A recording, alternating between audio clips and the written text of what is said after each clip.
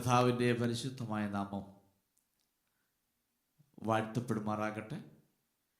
അനുഗ്രഹിക്കപ്പെട്ട ഈ സൂം പ്ലാറ്റ്ഫോമിൽ ദൈവവചന പഠനത്തിനായി വന്നിരിക്കുന്ന കർത്താവിൻ്റെ വിലപ്പെട്ട ദാസന്മാർ, മാതാപിതാക്കൾ, സഹോദരന്മാർ എല്ലാവരെയും യേശുക്രിസ്തുവിന്റെ നാമത്തിൽ ഹൃദയാംഗമായി സ്വാഗതം ചെയ്തുകൊള്ളും. കഴിഞ്ഞ ദിവസങ്ങൾക്ക് ദൈവം നമ്മളെ ജയത്തോടെ നടത്തി. കർത്താവിൻ്റെ പരിപാലനം, കാവലും സൂക്ഷിപ്പും നമ്മുടെ ഇവിടെ ഉണ്ടായിരുന്നു. ഈ പ്രകാരം ഈ സൂം പ്ലാറ്റ്ഫോമിൽ വീണ്ടും കടന്നു വരുവാൻ, ദൈവത്തിന് മുമ്പാകെ ആയിരിക്കാൻ ദൈവം നമ്മളെ ബലപ്പെടുത്തി ഓർത്ത് സ്തോത്രം ചെയ്യും. നമ്മൾ എഹെസ്കേലിന്റെ പുസ്തകം 36 അധ്യായത്തിൻ്റെ അവസാന ഭാഗമാണ് പഠിച്ചുകൊണ്ടിരിക്കുന്നത്. പ്രാർത്ഥനയോടുകൂടെ നമുക്ക് ദൈവത്തിൻ്റെ പാദപീഠത്തിൽ വചനത്തിന് മുമ്പാകെ ആയിരിക്കാം. 36 അധ്യായത്തിൻ്റെ 16 മുതൽ വാക്യങ്ങൾ ഇസ്രായേലിൻ്റെ കഴിഞ്ഞ കാലങ്ങളിലെ അനുഭവങ്ങളെക്കുറിച്ചുള്ള ഒരു ഫ്ലാഷ് ബാക്കാണ്.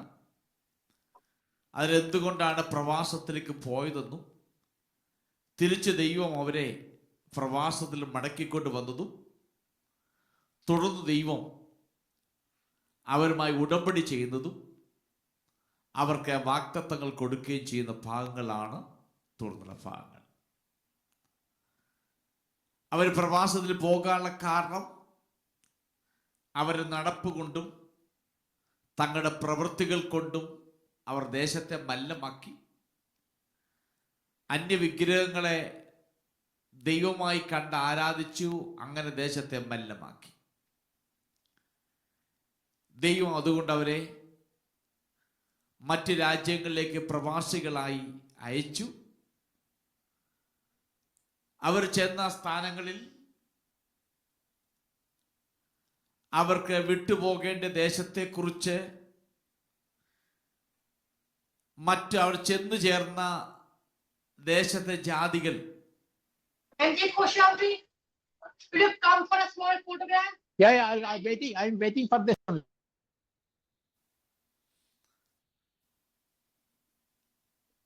ചെന്നു ചേർന്ന ദേശത്തിലെ ജാതികൾ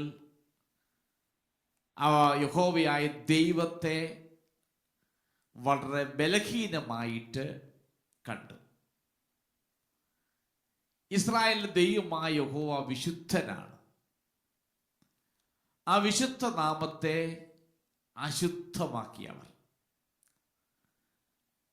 ഇസ്രായേലിലെ ദൈവത്തിന് കഴിവില്ലാത്തത് കൊണ്ടാണ് ഇസ്രായേൽ ജനത്തെ പ്രവാസത്തിലേക്ക് അയച്ചതെന്നും അതുകൊണ്ടാണ് അന്യദേശത്ത് പോകേണ്ടി വന്നതെന്നുമുള്ളതായ തെറ്റായ ഒരു ചിന്താഗതി ഇസ്രായേൽ ജനത്തിൻ്റെ ജീവിതത്തിലൂടെയും അവരുടെ പെരുമാറ്റത്തിലൂടെയൊക്കെ അവർ ചെന്നു പാർത്ത ദേശത്തുള്ള ജാതികളുടെ ഇടയിൽ അവർ പ്രചരിപ്പിച്ചു. ഞങ്ങളുടെ ദൈവത്തിന് കഴിവില്ല, അതുകൊണ്ടാണ് ഞങ്ങൾ പ്രവാസത്തിൽ പോകേണ്ടി വന്നത്. അങ്ങനെ യഹോവയുടെ വിശുദ്ധ നാമത്തെ അശുദ്ധമാക്കി. അത് വാസ്തവത്തിൽ ഒരു അപമാനമായി തീർന്നു. വിശുദ്ധ നാമം എന്ന് പറയുമ്പോൾ അതൊരു വ്യക്തിത്വത്തെ കാണിക്കുന്നു. യഹോവയായ ദൈവം എന്ന് പറയുന്ന വ്യക്തിത്വത്തിന്റെ നാമത്തിന് അപമാനമായി അത് തീർന്നു. ദൈവം ദുർബലനാണെന്ന ധാരണ ഇസ്രായേൽ ജനം മറ്റുള്ളവരുടെ നടുവിൽ ഉണ്ടാക്കിയെടുത്തു. തന്റെ നാമത്തിന് അഥവാ വ്യക്തിത്വത്തിന് ഇത്രയും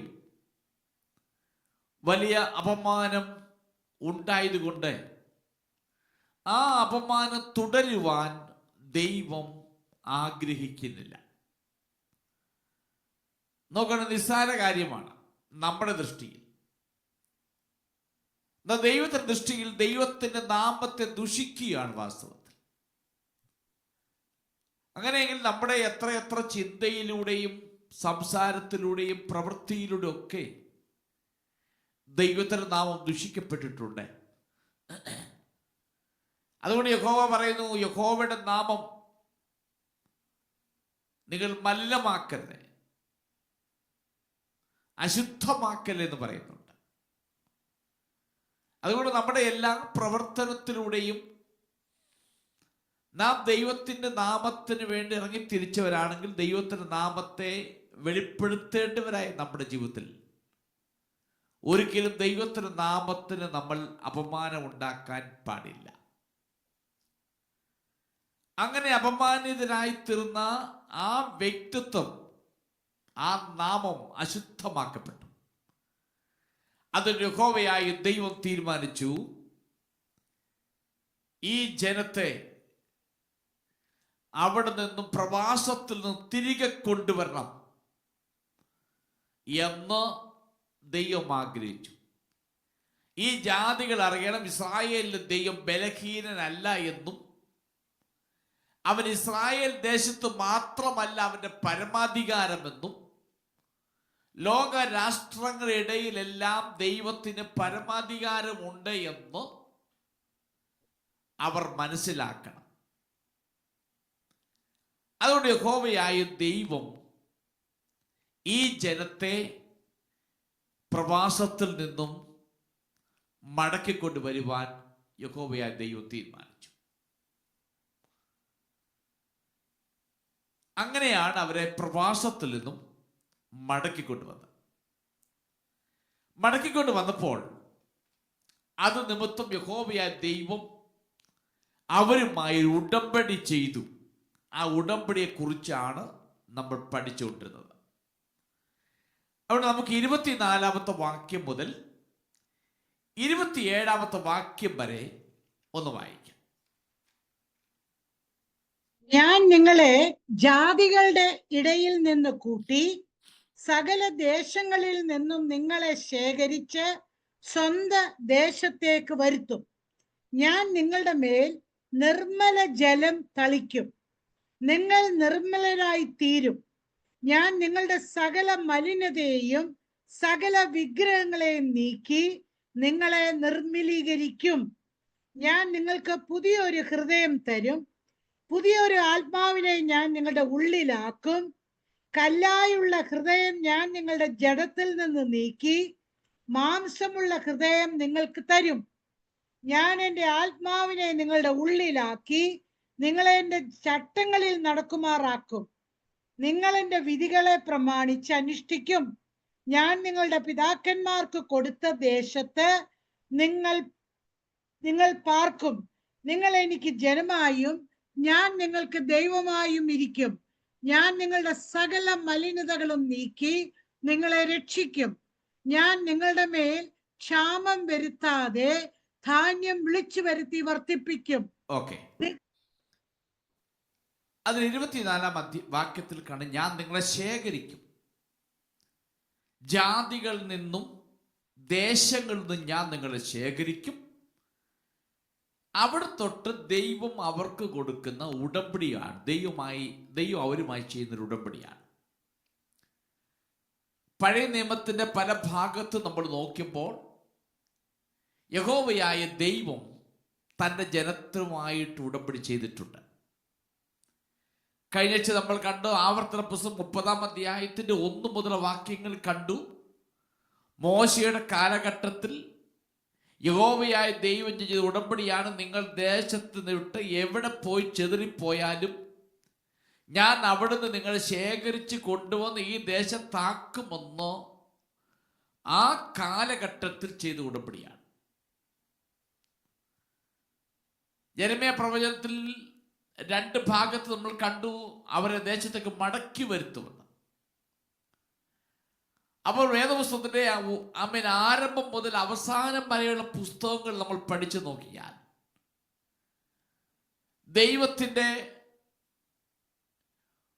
ഒരു പുതിയ ഉടമ്പടി നമുക്ക് കാണാൻ കഴിയുന്നുണ്ട്.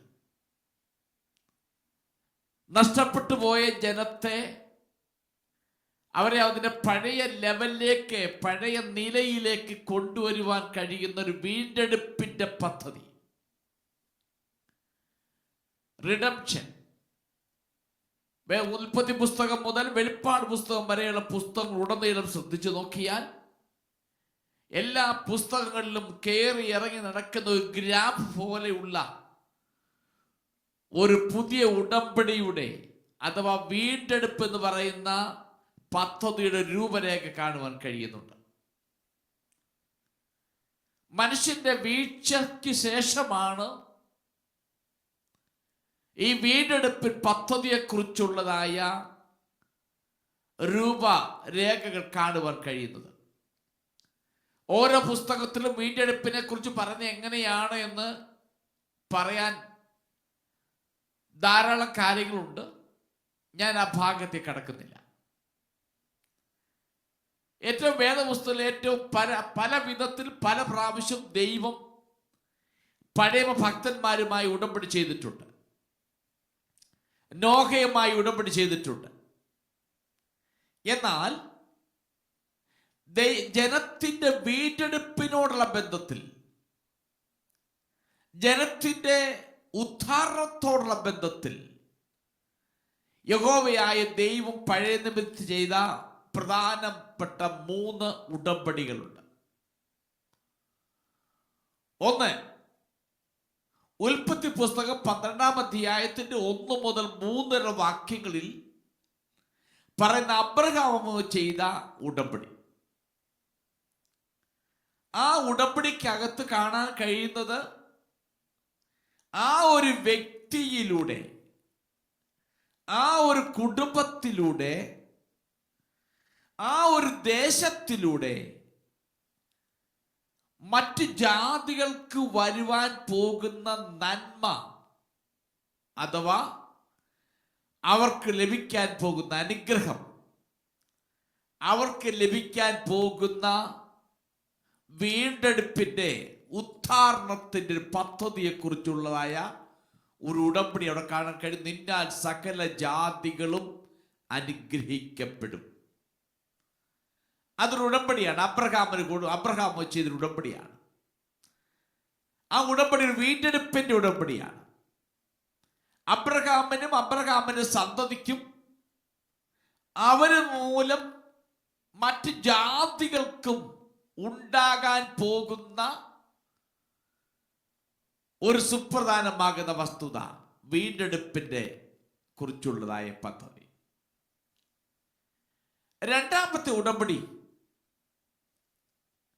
സീനായി മലയിൽ വെച്ച് മോശയുമായി ചെയ്ത ഉടമ്പടിയിൽ യാഗങ്ങളും ഉത്സവങ്ങളും ശബത്തും തുടങ്ങിയ കാര്യങ്ങളെല്ലാം പ്രസ്താവിക്കുന്നു. അതിന്റെ നിയമങ്ങൾ കൊടുക്കുന്നു, പാലിക്കേണ്ട വിധങ്ങൾ പറയുന്നു. അങ്ങനെ കൽപ്പിക്കുമ്പോൾ തന്നെ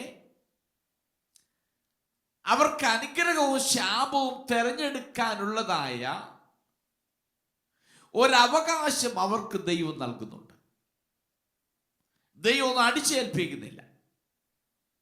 അനുഗ്രഹം അവരുടെ മുൻപിലുണ്ട്, ശാപം അവരുടെ മുൻപിലുണ്ട്. അത് പൂർണ്ണമായി തിരഞ്ഞെടുക്കാനുള്ളതായ ഒരു അവകാശം. നിങ്ങൾ സമയം കിട്ടുമ്പോൾ വായിക്കുക. പുറപ്പാട് പുസ്തകം 19-ാം അധ്യായത്തിൽ അതിന് വിശുദ്ധമായ വിവരണമുണ്ട്. Exodus chapter 19.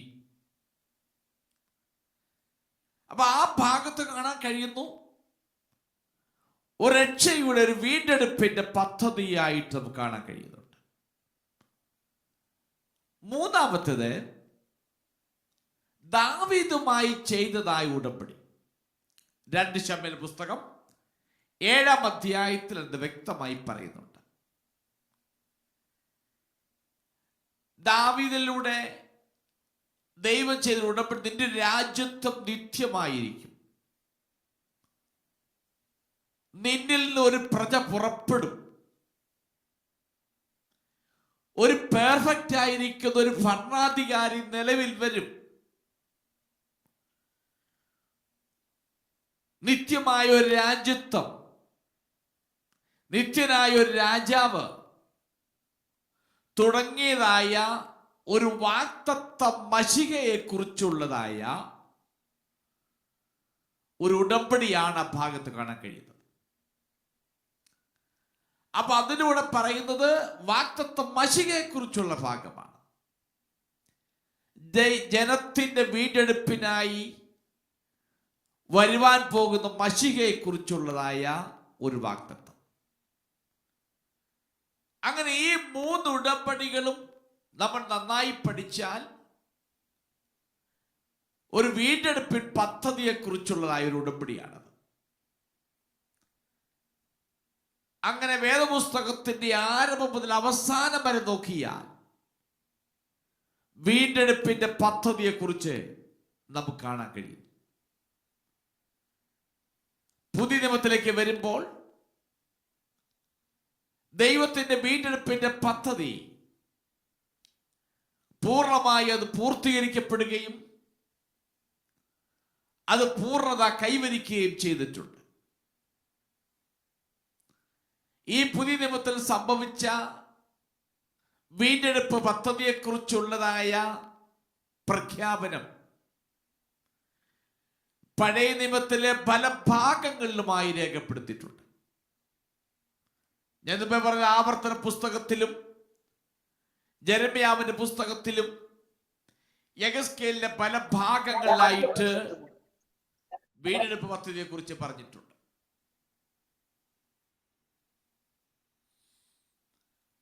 ഒരുമിച്ച് കൂടപ്പെട്ട ഇസ്രായേൽ ജനത്തിന് ലഭിക്കുന്ന വാഗ്ദത്തങ്ങൾ, അവർക്ക് ലഭിക്കാൻ പോകുന്ന ശുദ്ധീകരണത്തിന്റെയും ആത്മീയമാകുന്ന ഒരു പരിവർത്തനത്തിന്റെയും ദൈവവുമായിട്ടുള്ള ഒരു പുതിയതും യാഥാർത്ഥ്യവുമാകുന്ന ബന്ധത്തെക്കുറിച്ചുള്ളതായ ഒരു ഉടമ്പടി. ഒന്നുകൂടി പറഞ്ഞാൽ മശിഹയുടെ ഭരണത്തിന്റെയും അതേക്കുറിച്ചുള്ളതായ ഒരു വാക്തത്വങ്ങൾ ഈ ഭാഗത്ത് കാണുന്നുണ്ട്. നമുക്ക് 25-ാമത്തെ വാക്യത്തിലേക്ക് പോകുമ്പോൾ, ഞാൻ നിങ്ങളുടെ മേൽ ചെയ്യാൻ പോകുന്ന കാര്യത്തെക്കുറിച്ചാണ് 25, 26, 27 വാക്യങ്ങൾ. ഇത് വളരെ പ്രധാനപ്പെട്ട കാര്യമാണ്. ദൈവത്തിന്റെ ഉടമ്പടി നിവർത്തിക്കപ്പെട്ടു.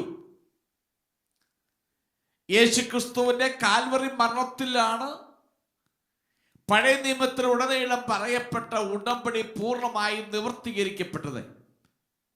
യേശുക്രിസ്തുവിന്റെ കാൽവറി മരണത്തിലൂടെയാണ്. പഴയ നിയമത്തിൽ പല നിലകളിൽ പ്രചരിപ്പിക്കപ്പെട്ട പറയപ്പെട്ട വാഗ്ദത്തങ്ങൾ പൂർണ്ണമായും നിവർത്തിക്കപ്പെട്ടു യേശുക്രിസ്തുവിന്റെ കാൽവരി മരണത്തിലൂടെ. ഇവിടെ വായിക്കുന്നത്, അപ്പോൾ ഞാൻ നിങ്ങളുടെ മേൽ നിർമ്മല ജലം അഥവാ ശുദ്ധജലം തളിക്കും. പഴയ നിയമത്തിലേക്ക് നമ്മൾ പരിശോധിച്ച് നോക്കുമ്പോൾ ആചാരപരമായ മാലിന്യം നീക്കം ചെയ്യുന്നതിനായി വെള്ളം ഉപയോഗിച്ചുള്ള ആചാരപരമായ ചില കഴുകലിനെ കുറിച്ച് നമുക്ക് കാണാൻ കഴിയുന്നുണ്ട്. അതിൽ നിന്നാണ് ഇവിടെ നിർമ്മല ജലം എന്ന് പറയുന്ന ഒരാശയം പ്രതീകാത്മകമായി ഉരുത്തിരിഞ്ഞിരിക്കുന്നത്. നമുക്കൊന്നൊരു വേദഭാഗം വായിക്കാം. പുറപ്പാട് പുസ്തകം 30-ാം അധ്യായത്തിന്റെ 17 മുതൽ വാക്യങ്ങൾ ഒന്ന് വായിച്ചു. Exodus chapter 30 verse 17 to 21.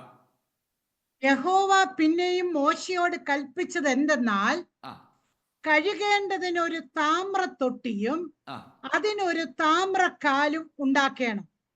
അതിനെ സമാഗമന കൂടാരത്തിനും യാഗപീഠത്തിനും മധ്യേ വെച്ച് അതിൽ വെള്ളം ഒഴിക്കണം. അതിങ്കൽ അഹറോനും അവന്റെ പുത്രന്മാരും ഒക്കെയും കാലും കഴുകണം. അവർ സമാഗമന കൂടാരത്തിൽ കടക്കുകയോ യഹോവയ്ക്ക് ദഹനയാഗം കഴിക്കേണ്ടതിന് യാഗപീഠത്തിങ്കൽ ശുശ്രൂഷിപ്പാൻ ചെല്ലുകയോ ചെയ്യുമ്പോൾ മരിക്കാതിരിക്കേണ്ടതിന് വെള്ളം കൊണ്ട് കഴുകണം. അവർ മരിക്കാതിരിക്കേണ്ടതിന് കൈയും കാലും കഴുകണം. അത് അവർക്ക് തലമുറ തലമുറയായി എന്നേക്കുമുള്ള ചട്ടമായിരിക്കും. ഇനി ലേവ്യ പുസ്തകം 14:52 വായിച്ചേ. Levitical chapter 14 verse 52. പക്ഷിയുടെ രക്തം, ഉറവ് വെള്ളം, ജീവനുള്ള പക്ഷി, ദേവദാരു, ആ, ഈ സോപ്പ്, ആ, ചുവപ്പ് നൂൽ എന്നിവയെ കൊണ്ടും ആ, വീട് ശുദ്ധീകരിക്കണം. ആ. ഈ ഭാഗങ്ങളിൽ ഒരിടത്ത് താമ്രത്തൊട്ടിയിൽ വെള്ളം നിറയ്ക്കണം. അതുകൊണ്ട് അഹരോനും അഹരോന്റെ പുത്രന്മാരും കൈയും കാലും കഴുകിയ ശേഷം മാത്രമേ ആലയത്തിനകത്ത് പ്രവേശിക്കാം. ഇവിടെ വീട് ശുദ്ധീകരിക്കുന്നത് രക്തവും വെള്ളം കൂടെ മിക്സ് ചെയ്ത് ഈ സോപ്പ് തണ്ടി കൊണ്ട് അത് മുക്കി തളിക്കണം. ഈ പഴയ നിയമത്തിലെ ഇതിൽ നിന്നുമാണ് ഇവിടെ പറയുന്ന ശുദ്ധജലം അതോ നിർമ്മല ജലം തളിക്കുമെന്ന് പറയുന്ന, അതൊരു പ്രതീകാത്മകമായിട്ട് പറയുന്നതാണ്. അക്ഷരാർത്ഥത്തിൽ അവിടെ മേൽ തളിക്കുമെന്ന അർത്ഥത്തിലല്ല, പ്രതീകാത്മകമായി പറയുന്ന. അത് ഈ ഭാഗത്ത് നിന്നും ഉരുത്തിരിഞ്ഞു വന്ന ഒരാശയമാണ് ഈ ജലത്തെ ശുദ്ധീകരിക്കുന്നതിന് വേണ്ടി പറഞ്ഞ് ശുദ്ധജലം എന്ന് പറയുന്നത്. അവരക്ഷരാർത്ഥം ശുദ്ധജലം ധരിക്കുമെന്നല്ല അതിനർത്ഥം, അത് പ്രതീകാത്മകമായി പറഞ്ഞിരിക്കുന്നതാണ്. ഇവിടെ ദൈവം യഹൂദന്മാരെ ശുദ്ധീകരിക്കും. അവരുടെ പാപങ്ങളെ ദൈവം ക്ഷമിക്കും. അവരുടെ ഇടയിൽ അവർ വ്യാജ ദൈവങ്ങളെ ആരാധിക്കുന്ന ആ ദൈവങ്ങളെല്ലാം നീക്കം ചെയ്യും. അവർ ദൈവത്തിൻ്റെ ജനവും ദൈവം അവരുടെ യഹോവയായും തീരും. ഇവിടെ പുതിയ ഉടമ്പടി ദൈവജനത്തിന്റെ ആത്മീയ ശുദ്ധീകരണത്തെക്കുറിച്ച് വാഗ്ദത്തം ചെയ്യുവാണ്. ആത്മീകമാകുന്ന ശുദ്ധീകരണം. പുതിയ ഉടമ്പടി സ്ഥാപിക്കപ്പെട്ടപ്പോൾ നമുക്കറിയാം, യേശു ക്രിസ്തുവിന്റെ കാൽവറി മരണത്തിൽ ഈ ശുദ്ധീകരിക്കപ്പെടുക എന്ന് പറയുന്ന ഈ വാഗ്ദത്തങ്ങൾ പൂർണ്ണമായി നിവർത്തിക്കപ്പെട്ടത് യേശു ക്രിസ്തുവിന്റെ കാൽവറി മരണത്തിലാണ്. ഞാൻ മുമ്പ് പറഞ്ഞ വീണ്ടെടുപ്പിന്റെ പദ്ധതിയും പൂർത്തീകരിക്കപ്പെട്ടത് യേശു ക്രിസ്തുവിന്റെ കാൽവറി മരണത്തിലൂടെ. ഈ ശുദ്ധജലം തളിക്കുക എന്നുള്ളതും അവരെ ശുദ്ധീകരിക്കുന്നു എന്ന് പറയുന്നതിന്റെ പൂർത്തീകരണം യേശു ക്രിസ്തുവിന്റെ കാൽവറി മരണത്തിലൂടെ ചൊരിയപ്പെട്ട രക്തത്തിലാണ്. അതിലൂടെയാണ് ശുദ്ധീകരണം സംഭവിക്കുന്നത്. അതല്ലാതെ അവർ വരുമ്പോൾ ഈസോപ്പ് തണ്ടും വെച്ച് അവരെ പനിനീർ കുടയുന്ന പോലെ കുടയുമെന്ന അർത്ഥത്തിലല്ല, അത് പ്രതീകാത്മകമായി പറയുന്നതാണ്. പഴയ കാലഘട്ടത്തിൽ പുരോഹിതന്മാർ അങ്ങനെ ശുദ്ധീകരിക്കപ്പെട്ടിരുന്നു, തങ്ങളുടെ വീടുകൾ ശുദ്ധീകരിക്കപ്പെട്ടിരുന്നു. ഇന്ന് പുതിയ ഉടമ്പടിയിലേക്ക് വരുമ്പോൾ പറയുന്നു, അവർ പ്രവാസത്തിൽ നിന്ന് മടങ്ങി വരുമ്പോൾ ഞാൻ അവരെ നിർമ്മല ജലം തളിച്ചവരെ ശുദ്ധീകരിക്കും. ഇത് നിവർത്തിക്കപ്പെട്ടത് യേശു ക്രിസ്തുവിന്റെ രക്തത്തിൽ, ക്രൂശിക്കപ്പെട്ട യേശു ക്രിസ്തുവിന്റെ രക്തത്തിലൂടെയാണ് പൂർണ്ണമായി ജനം ശുദ്ധീകരിക്കപ്പെടുന്നത്. അതിൽ യവനനെന്നോ യഹൂദനെന്നോ വ്യത്യാസമില്ലാതെ എല്ലാവരുടെയും പാപങ്ങൾ പൂർണ്ണമായും ശുദ്ധീകരിക്കപ്പെട്ടത് യേശു ക്രിസ്തുവിന്റെ കാൽവറി മരണത്തിലൂടെ ചൊരിയപ്പെട്ട രക്തത്തിലൂടെ മാത്രമാണ്. അങ്ങനെയെങ്കിൽ യേശുവിന്റെ കാൽവറി മരണത്തിലൂടെ ചൊരിയപ്പെട്ട രക്തത്താലാണ് ശുദ്ധീകരണം സാധ്യമായത്. ഈ ഭാഗം അതിലേക്കാണ് വിരൽ ചൂണ്ടുന്നത്. ആ പുതിയ ഉടമ്പടിയുടെ പൂർത്തീകരണം യേശു ക്രിസ്തുവിന്റെ മരണത്തിലൂടെ സാധ്യമാകുന്നു. ഞാൻ തെളിവായിട്ട് രണ്ട് വേദഭാഗം നിങ്ങളുടെ മുമ്പിൽ തരാം. ഒന്ന് പത്രോസ് 1-ാം അധ്യായത്തിൽ 2-ാമത്തെ വാക്യം ഒന്ന് വായിച്ച്. 1 Peter chapter 1 verse 2. പിതാവായ ദൈവത്തിന്റെ മുന്നറിവ് ഒത്തവണ്ണം ആത്മാവിന്റെ വിശുദ്ധീകരണം പ്രാപിച്ച് അനുസരണം കാണിപ്പാനും ആ യേശുക്രിസ്തുവിന്റെ രക്തത്താൽ തളിക്കപ്പെട്ടവരുമായി ഓക്കെ. വൃദ്ധന്മാർക്ക് എഴുതുന്നത്. അവിടെ വായിക്കുന്നത് ഹൃദയത്തിന്റെ ശുദ്ധീകരണം. അതെങ്ങനെ പറഞ്ഞ യേശു ക്രിസ്തുവിന്റെ രക്തത്താൽ തളിക്കപ്പെട്ടവർ. അപ്പോൾ പ്രവാസത്തിലേക്ക് പോയ ജനം മലിനമായി പോയവരാണ്. അവർ ദേശത്തെ മലിനമാക്കി. മടങ്ങി വരുമ്പോൾ അവരെ ശുദ്ധീകരിച്ചിട്ടാണ് ഈ വാഗ്ദത്ത ദേശത്തിലേക്ക് പ്രവേശിക്കാൻ വേണ്ടി പോകുന്നത്. അങ്ങനെ ഇതിനകത്തൊരു മർമ്മം കിടപ്പുണ്ട്. എന്താണ് ചോദിച്ചാൽ, പുതിയ സഭയ്ക്ക് ദൈവം വാഗ്ദത്തം ചെയ്തിരിക്കുന്ന പുതിയ യെരൂശലേം, അതിൻ്റെ അകത്ത് പ്രവേശിക്കണമെങ്കിൽ അവൻ യേശുവിന്റെ രക്തത്താൽ ശുദ്ധീകരിക്കപ്പെട്ടവനായിരിക്കണം. പഴയ കാലഘട്ടത്തിൽ പ്രവാസത്തിൽ പോയവനെ ശുദ്ധീകരിച്ച് അവന്റെ രാജ്യത്തേക്ക് യെരൂശലേമിലേക്ക് മടക്കി വരുത്തിയെങ്കിൽ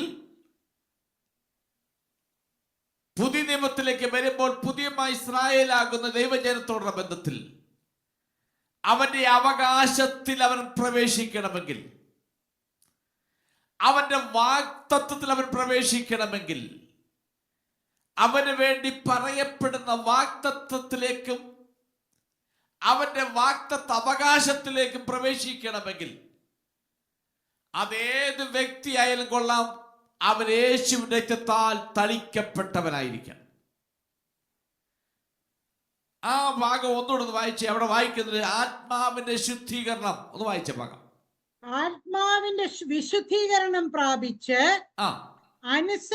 അനുസരണം കാണിപ്പാനും യേശുക്രിസ്തുവിന്റെ രക്തത്താൽ തളിക്കപ്പെട്ടവനുമായി വൃദ്ധന്മാർക്ക് എഴുതുന്നത്. നോക്കണം, യേശുക്രിസ്തുവിന്റെ രക്തത്താൽ തളിക്കപ്പെട്ടവർ.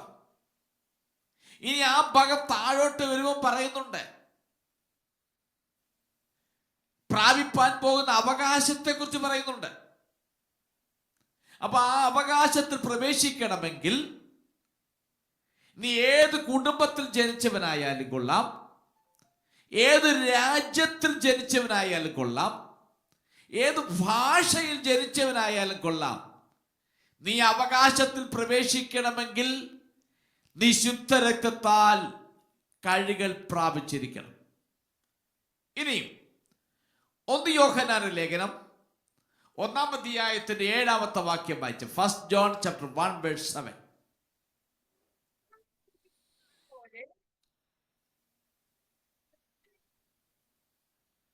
സിസ്റ്റർ കേൾക്കുന്നില്ല.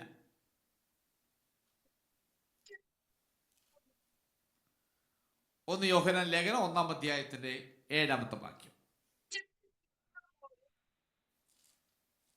അവൻ കേൾക്കാവോ പാസ്റ്ററെ? അവൻ വെളിച്ചത്തിൽ ഇരിക്കുന്നത് പോലെ നാം വെളിച്ചത്തിൽ നടക്കുന്നു എങ്കിൽ നമുക്ക് തമ്മിൽ കൂട്ടായ്മയുണ്ട്. കേൾക്കാവോ പാസ്റ്ററെ ഞാൻ പറഞ്ഞത്? വായിച്ചു. ഹലോ, കേൾക്കാവോ പാസ്റ്ററെ? കേൾക്കാം. വായില്ലേ? അവൻ വെളിച്ചത്തിൽ ഇരിക്കുന്നത് പോലെ നാം വെളിച്ചത്തിൽ നടക്കുന്നു എങ്കിൽ നമുക്ക് തമ്മിൽ കൂട്ടായ്മയുണ്ട്. അവന്റെ പുത്രനായ യേശുവിന്റെ രക്തം സകല പാപവും പോക്കി നമ്മെ ശുദ്ധീകരിക്കുന്നു. അങ്ങനെയെങ്കിൽ യേശു ക്രിസ്തുവിന്റെ കാൽവരി മരണത്തിൽ ചൊരിയപ്പെടുന്ന രക്തത്തെ കുറിച്ചാണ് ഇവിടെ നിർമ്മല ജലം എന്ന് വിളിച്ചു പറയുന്നത്.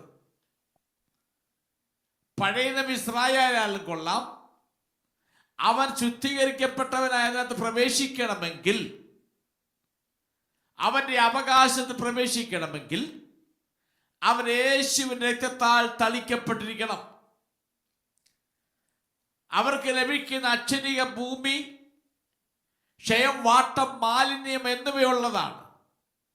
അതിൽ അവനെ പ്രവേശിപ്പിക്കുന്നത് ശുദ്ധജലം തളിച്ച് അവനെ പ്രവേശിപ്പിക്കുന്ന പോലെ പുതിയ നിയമത്തിലേക്ക് വരുമ്പോൾ പുതിയ സഭയ്ക്ക് വേണ്ടി ദൈവം കൊടുത്തിരിക്കുന്ന അവകാശം പുതിയ യെരൂശലേം അഥവാ കിങ്ഡം ഓഫ് ഗോഡ്, സ്വർഗരാജ്യം, അതിൽ പ്രവേശിക്കണമെങ്കിൽ അവൻ യേശുവിന്റെ രക്തത്താൽ തളിക്കപ്പെട്ടവനായിരിക്കണം എന്ന് ഈ ഭാഗത്ത് നിന്നും വളരെ വ്യക്തമായി സവിസ്തരമായി എടുത്തു പ്രസ്താവിക്കുന്നു.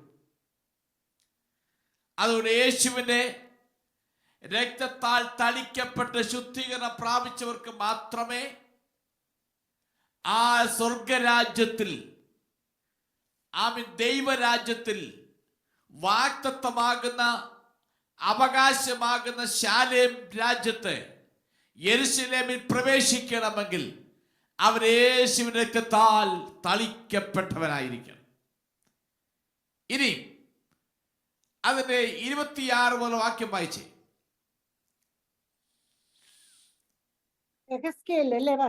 അതെ, എസ്കേൽ 36 26 27 വാക്യം. ഞാൻ നിങ്ങൾക്ക് പുതിയൊരു ഹൃദയം തരും, പുതിയൊരു ആത്മാവിനെ ഞാൻ നിങ്ങളുടെ ഉള്ളിലാക്കും, കല്ലായുള്ള ഹൃദയം ഞാൻ നിങ്ങളുടെ ജഡത്തിൽ നിന്ന് നീക്കി മാംസമായുള്ള ഹൃദയം നിങ്ങൾക്ക് തരും. ഞാൻ അവന്റെ ആത്മാവിനെ നിങ്ങളുടെ ഉള്ളിലാക്കി നിങ്ങളെ എന്റെ ചട്ടങ്ങളിൽ നടക്കുമാറാക്കും. നിങ്ങൾ എന്റെ വിധികളെ പ്രമാണിച്ച് അനുഷ്ഠിക്കും. ഓക്കെ, ഇവിടെ പ്രധാനമായും 3 കൂട്ടം കാര്യങ്ങൾ പറയുന്നു.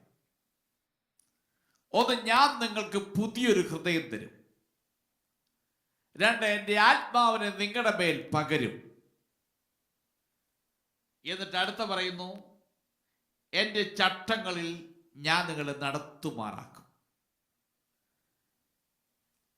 നമുക്ക് ആ കഠിന ഹൃദയത്തെ കുറിച്ചൊന്ന് പഠിക്കാം. ഞാൻ നിങ്ങളിൽ പുതിയൊരു ഹൃദയം, പുതിയൊരു ആത്മാവിനെ ഞാൻ നിങ്ങൾക്ക് പകരും. നിങ്ങളെ നിർമ്മല ജലം ഒഴിച്ച് നിങ്ങളെ ശുദ്ധീകരിക്കുന്നു. അടുത്തൊരു പ്രോസസ്സിലേക്ക് പോവുകയാണ്. അവരെ കഠിനമുള്ള മത്സരം കൊണ്ട് നിറയപ്പെട്ട, ഒരു വിധത്തിലും കീഴ്പ്പെടാൻ മനോഭാവമില്ലാത്ത, സ്വയം പ്രശംസ കൊണ്ടും പുകഴ്ച കൊണ്ടും നിറയപ്പെട്ട ആ ഹൃദയത്തെ തമ്പുരാൻ മാറ്റിയിട്ട് അവർക്ക് പുതിയൊരു ഹൃദയം നൽകുമെന്ന് ഇവിടെ വ്യക്തമായി പറയും. വേദപുസ്തകത്തിന്റെ പല ഭാഗത്തും ഇസ്രായേൽ ജനത്തെ കുറിച്ച് പറയുമ്പോൾ പറയുന്നു, അവർ മത്സരികളാണ്, അവർ കഠിന ഹൃദയമുള്ളവരാണ്, അവർ മലിനപ്പെട്ടവരാണ് എന്ന് വേദപുസ്തകത്തിൽ പല ഭാഗത്തും പറയുന്നുണ്ട്. അവർ ഹൃദയം കൊണ്ട് ദൂരെ തകർന്നിരിക്കുന്നു എന്നിത്യാദി കാര്യങ്ങൾ വേദപുസ്തകത്തിന്റെ പല ഭാഗത്തും ആവർത്തിച്ച് പറയുന്നുണ്ട്. അങ്ങനെയെങ്കിൽ ഇവിടെ പറയുന്നു, ഞാൻ അവർക്ക് പുതിയൊരു ഹൃദയം നൽകും. ഇവിടെ പുതിയ ഹൃദയം എന്നൊരു ദാനം ദൈവം കൊടുക്കുകയാണ്. പുതിയ ഉടമ്പടിയിൽ ദൈവം വാഗ്ദത്തം ചെയ്തത് അവർ ജീവിതത്തിൽ വരാൻ പോകുന്ന ഒരു ആത്മീയ പരിവർത്തനത്തെ കുറിച്ചാണ്. അവർ ജീവിതത്തിൽ സംഭവിക്കാൻ പോകുന്ന ഒരു ആത്മീയമാകുന്ന ട്രാൻസ്ഫോർമേഷൻ. അല്ലാതെ യഹോവയെ ദൈവം ആ ഹൃദയം ഒരു സുപ്രാത്തിൽ ഓപ്പറേഷൻ ചെയ്ത് മാറ്റിയിട്ട് മറ്റൊന്നിനെ ഫിറ്റ് ചെയ്യുന്നല്ല. ദൈവം ആ ഹൃദയത്തിന് ഒരു ട്രാൻസ്ഫോർമേഷൻ, കല്ലായി മത്സരിച്ച് കഠിന ഹൃദയത്തോട് ജീവിക്കുന്ന ആ മനുഷ്യന്റെ ഹൃദയത്തെ അനുതാപമുള്ള, തെറ്റുകളെ കുറിച്ച് ഓർത്ത് അനുതപിക്കുന്ന, മാനസാന്തരപ്പെടുന്ന ഒരു പുതിയ ഹൃദയമുള്ളവരാക്കി അവരെ തീർക്കുന്നു. ആമേൻ. പുറമേ നിന്ന് അവരുടെ ജീവിതത്തിൽ സംഭവിക്കാൻ പോകുന്ന ഒരു പരിവർത്തനം, ഒരു മാറ്റം, ഒരു രൂപാന്തരം പുറമേ നിന്ന് പ്രവർത്തിക്കുന്ന വെറും ഒരു നിയമത്വമല്ല ഇവിടെ ഉദ്ദേശിക്കുന്നത്. പിന്നെ അകത്ത് പ്രവർത്തിക്കുന്ന ഒരു പ്രവർത്തനം, ഒരു പുതിയ ഹൃദയം എന്ന് പറയുന്ന ഒരു വാക്തത്വം കൊടുക്കുന്നു. പുറമെ ഏതെങ്കിലും ഭാഗ്യമാകുന്ന ഇൻഫ്ലുവൻസ് കൊണ്ടോ ഭാഗ്യമാകുന്ന ഉപരിവിപ്ലവത്തിലൂടെയോ ഭാഗ്യമാകുന്ന കലാപരിപാടിയിലൂടെയോ ഭാഗ്യമാകുന്ന സംഗീത മേളത്തിലൂടെയോ ഉണ്ടാക്കിയെടുക്കുന്ന ഒന്നല്ല ഈ പുതിയ ഹൃദയം. പിന്നെ അവന്റെ അകത്തുണ്ടാകുന്ന ഒരു മാറ്റം. Praise the Lord. പുറമേ ഒന്നിന്റെയും സ്വാധീനത്വമല്ല, പിന്നെയോ അവന്റെ അകത്തുണ്ടാകുന്ന ഒരു മാറ്റത്തെ കുറിച്ചാണ് പറയുന്നത് ഇവിടെ. അവ ദൈവിക പ്രവർത്തനങ്ങൾ എപ്പോഴും പുറത്തു നിന്ന് അകത്തോട്ടല്ല നടക്കുന്നത്, അകത്ത് സംഭവിച്ചിട്ട് അത് പുറത്തോട്ട് വരികയാണ് ചെയ്യുന്നത്. ഞാൻ പറഞ്ഞു ഒന്നുകൂടി പ്രസ്താവിക്കുന്നു. ദൈവിക പ്രവർത്തനങ്ങൾ പുറത്തു നിന്നും അകത്തോട്ട് കയറുകയല്ല, മറിച്ച് അകത്തൊരു പ്രവർത്തനം ഉണ്ടായിട്ട് അതിനൊരു ഔട്ട്കം പുറത്തേക്ക് വരികയാണ് ചെയ്യുന്നത്. രണ്ട് ഉദാഹരണം ഞങ്ങളുടെ മുമ്പിൽ വെളിപ്പെടുത്താം. ഒന്ന് യോഹന്നാൻ സുവിശേഷം 7-ാം അധ്യായത്തിന്റെ 38-ാമത്തെ വാക്യം ഒന്ന് വായിച്ചു. John the Gospel chapter 7 verse 38. എന്നിൽ വിശ്വസിക്കുന്നവന്റെ ഉള്ളിൽ നിന്ന് തിരുവെഴുത്ത് പറയുന്നത് പോലെ ജീവജലത്തിന്റെ നദികൾ ഒഴുകും എന്ന് വിളിച്ചു പറഞ്ഞു. നോക്കണം, അവിടെ വായിക്കുന്നു, എന്നെ ഉള്ളിൽ വിശ്വസിക്കുന്നവന്റെ ഉള്ളിൽ നിന്നും. അവൻ വെളിയിൽ നിന്ന് ഉള്ളിലോട്ട് ഒഴുകുമെന്നല്ല പറയുന്നത്, അവന്റെ ഉള്ളിൽ നിന്നും. ആ ഭാഗം വായിച്ചേ. എന്നിൽ വിശ്വസിക്കുന്നവന്റെ ഉള്ളിൽ നിന്ന്, ഉള്ളിൽ നിന്നും തിരുവെഴുത്ത് പറയുന്നത് പോലെ ജീവജലത്തിന്റെ നദികൾ ഒഴുകും എന്ന് വിളിച്ചു പറഞ്ഞു. ജീവജലത്തിന്റെ നദികൾ ഒഴുകും. അപ്പൊ ദൈവത്തിന്റെ പ്രവർത്തനങ്ങൾ പുറത്തു നിന്ന് അകത്തോട്ടല്ല, അകത്തു സംഭവിച്ചിട്ട് അത് പുറത്തേക്ക് വരിക ചെയ്യുന്നത്. ഇവിടെ എന്നിൽ വിശ്വസിക്കുന്നവന്റെ ഉള്ളിൽ നിന്നും തിരുവെടുത്തു പറയുന്ന പോലെ ജീവജലത്തിന്റെ നദികൾ ഒഴുകും. അങ്ങനെയെങ്കിൽ യേശുവിന്റെ രക്തത്താൽ തളിക്കപ്പെട്ട ഒരുവന്റെ ഹൃദയത്തിന്റെ അകത്ത് മത്സരവും കഠിന ഹൃദയവും വക്രത ഹൃദയവും ദുഷ്ടഹൃദയവുമായിരുന്നതിനൊരു ട്രാൻസ്ഫോർമേഷൻ സംഭവിച്ചിട്ട് അത് അനുകമ്പയുടെയും ദയയുടെയും സ്നേഹത്തിന്റെയും പുറത്തോട്ട് വരുന്ന ഹൃദയമായി രൂപാന്തരപ്പെടുന്നു. ഇനിയും യെഹെസ്കേൽ പുസ്തകം 47-ാം അധ്യായത്തിന്റെ 1 മുതൽ വാക്യങ്ങൾ ഒന്ന് വായിച്ചു. യെഹെസ്കേൽ chapter 47 verses 1. അവൻ എന്നെ ആലയത്തിന്റെ പ്രവേശനത്തിങ്കൽ മടക്കിക്കൊണ്ടുവന്നപ്പോ ആലയത്തിന്റെ ഉമ്മറപ്പടിയുടെ കീഴെ നിന്നും വെള്ളം കിഴക്കോട്ട് പുറപ്പെടുന്നത് ഞാൻ കണ്ടു. ആലയത്തിന്റെ മുഖം കിഴക്കോട്ടല്ലോ. ആ വെള്ളം ആലയത്തിന്റെ വലത്തുഭാഗത്തെ കീഴെ നിന്ന് യാഗപീഠത്തിന് തെക്ക് വശമായി ഒഴുകി. അവൻ വടക്കോട്ടുള്ള ഗോപുരത്തിൽ കൂടി എന്നെ പുറത്തു കൊണ്ടുചെന്ന് പുറത്തെ വഴിയായി കിഴക്കോട്ട് ദർശനമുള്ള ഗോപുരത്തിൽ കൂടി പുറത്തെ ഗോപുരത്തിലേക്ക് ചുറ്റി നടത്തി കൊണ്ടുപോയി. ആ ഭാഗത്ത് വെള്ളമായി ഉമ്മരപ്പടിയുടെ കീഴിൽ നിന്നും ആലയത്തിന്റെ അകത്തു നിന്നുമാണ് വെള്ളം പുറത്തോട്ട് വന്നത്. അതാ പറയുന്നത്, ദൈവിക പ്രവർത്തനങ്ങൾ ഹൃദയത്തിന്റെ അകത്ത് ആരംഭിക്കും. ഒരുവൻ വീണ്ടെടുപ്പ് പദ്ധതിക്കകത്ത് ആയിട്ടുണ്ടെങ്കിൽ, അവനുമേൽ ശുദ്ധജലം തളിക്കപ്പെട്ടിട്ടുണ്ടെങ്കിൽ, അവൻ യേശുവിനെ കഴുകപ്പെട്ടിട്ടുണ്ടെങ്കിൽ, അവന്റെ ഹൃദയത്തിന്റെ അകത്ത് വലിയ മാറ്റങ്ങൾ സംഭവിച്ച് അതിൻ്റെതായിരിക്കുന്ന പ്രവർത്തികൾ അവൻ്റെ ജീവിതത്തിൽ പുറത്തേക്ക് വരുന്നു എന്ന് വളരെ വ്യക്തമായി നമുക്ക് ഈ ഭാഗത്ത് കാണാൻ കഴിയുന്നുണ്ട്. അതിൻ്റെ ബാക്കി ഭാഗം വിശദീകരിക്കാൻ എനിക്ക് ആഗ്രഹമുണ്ടെന്ന് തീരുകയില്ല. ഞാൻ ആ ഭാഗം അവിടെ നിർത്തുകയാണ്. ദൈവം അനുസരിച്ച് അടുത്ത ആഴ്ചയിൽ ഇതിൻ്റെ ബാക്കി ഭാഗം ഞാൻ പറയാം. ഇവിടെ വായിക്കുന്നത് അവൻ്റെ ജീവിതത്തിൽ വലിയ മാറ്റങ്ങൾ ഉണ്ടാക്കിയെടുക്കുന്നു.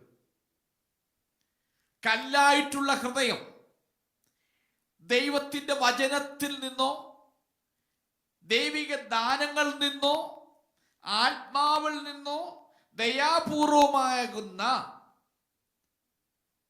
ആ നിലയിലേക്ക് അവന്റെ ഹൃദയത്തിന് മാറ്റം സംഭവിക്കുന്നതാണ്.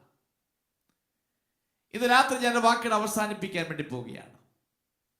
ദൈവിക പദ്ധതിയിൽ, വീണ്ടെടുപ്പിന്റെ പദ്ധതിയിൽ നീ ഇതുവരെ ഉൾപ്പെട്ടിട്ടില്ലെങ്കിൽ ആ പദ്ധതിയിലേക്ക് ഈ രാത്രിയിൽ നിന്നെ ആഹ്വാനം ചെയ്യുന്നു. യേശുവിന്റെ രക്തത്താൽ നീ തളിക്കപ്പെട്ടവനാണോ? തളിക്കപ്പെട്ടവനാണെങ്കിൽ നിന്റെ ഹൃദയത്തിന് ഒരു രൂപാന്തര സഭ, കല്ലായിട്ടുള്ള ഹൃദയം മാറി മാംസമാകുന്ന ഒരു ഹൃദയമായി മാറും. മത്സരമുള്ള, കോട്ടമുള്ള, തടിച്ച ഹൃദയമൊക്കെ ഒന്ന് മാറിയിട്ടെ. സ്നേഹത്തിൻ്റെയും സന്തോഷത്തിൻ്റെയും ദയയുടെയും ഒക്കെ ഒരു ഹൃദയമായി, ക്ഷമയുടെയും ഹൃദയമായി മാറുന്നു. ഈ ഒരു വാഗ്ദത്തമാണ് പുതിയ ഉടമ്പടിയിൽ ദൈവം ഇസ്രായേൽ ജനത്തിന് കൊടുത്തത്. ഇത് പുതിയ ഇസ്രായേലാകുന്ന നമുക്കും ഇത് ബാധകമാണ്. അതുകൊണ്ട് ഈ സൂം പ്ലാറ്റ്ഫോമിൽ ശ്രദ്ധിക്കുന്ന പ്രിയപ്പെട്ടവരെ, യൂട്യൂബിൽ ശ്രദ്ധിക്കുന്ന പ്രിയപ്പെട്ടവരെ, ഇതുവരെയും യേശുവിന്റെ രക്തത്താൽ തളിക്കപ്പെട്ടിട്ടില്ല എങ്കിൽ, ജീവിതത്തിൽ ഇന്നും ഒരു രൂപാന്തരം ആ ഹൃദയത്തിനകത്ത് വന്നിട്ടില്ലെങ്കിൽ, മറ്റുള്ളവരിലേക്ക് വിരൽ ചൂണ്ടാതെ നീ നിന്നിലേക്ക് തന്നെ ഒന്ന് ചിന്തിച്ചു നോക്കുക. എൻ്റെ ഹൃദയം കയ്പിൻ്റെതാണോ? എൻ്റെ ഹൃദയം എപ്പോഴും ക്ഷമിക്കാത്ത ഹൃദയമാണോ? ദൈവത്തോട് മത്സരിക്കുന്ന ഹൃദയമാണോ? കട്ടിയായുള്ള ഹൃദയമാണോ? തടിച്ചു നിൽക്കുന്ന ഹൃദയമാണോ? വക്രതയുള്ള ഹൃദയമാണോ? മറ്റുള്ളവരെ ചതിക്കണം, വഞ്ചിക്കണമെന്ന് ചിന്തിക്കുന്ന ഹൃദയമാണോ? ആണെങ്കിൽ ഇന്ന് രാത്രിയിൽ അല്ലെങ്കിൽ ഈ ദൈവജന പഠനത്തിന് മുമ്പാകെ നീ നിന്നെ തിരുന്ന് സമർപ്പിക്കാമോ? ദൈവം അവിടുത്തെ രക്തത്താൽ എന്നെ തളിച്ച് എൻ്റെ ഹൃദയത്തെ ഒന്ന് മാറ്റി മാംസമാകുന്ന ഹൃദയമാക്കി മാറ്റണമെന്ന് പ്രാർത്ഥിക്കുവാൻ നിങ്ങൾ രാത്രി തയ്യാറാകുക. എങ്കിൽ മാത്രമേ നമുക്ക് വരുവാൻ പോകുന്ന അവകാശത്തിൽ പ്രവേശിക്കാൻ കഴിയത്തുള്ളൂ. വരുവാൻ പോകുന്നൊരു അവകാശമുണ്ട്. വരുവാൻ പോകുന്ന ഒരുക്കപ്പെട്ട ദൈവരാജ്യം, പുതിയ യെരൂശലേം. ഇതിൽ പ്രവേശിക്കണമെങ്കിൽ യേശു രക്തത്താൽ തളിക്കപ്പെട്ടിരിക്കണം. ആ ഒരു ശ്രേഷ്ഠമേറിയ ഭാഗ്യ പദവിയിലേക്ക് നിങ്ങളെ ഞാൻ ആഹ്വാനം ചെയ്തുകൊണ്ട് എൻ്റെ വാക്കുകൾ അവസാനിപ്പിക്കുന്നു. ദൈവം നിങ്ങളെ ധാരാളമായി അനുഗ്രഹിക്കുമാറാകട്ടെ.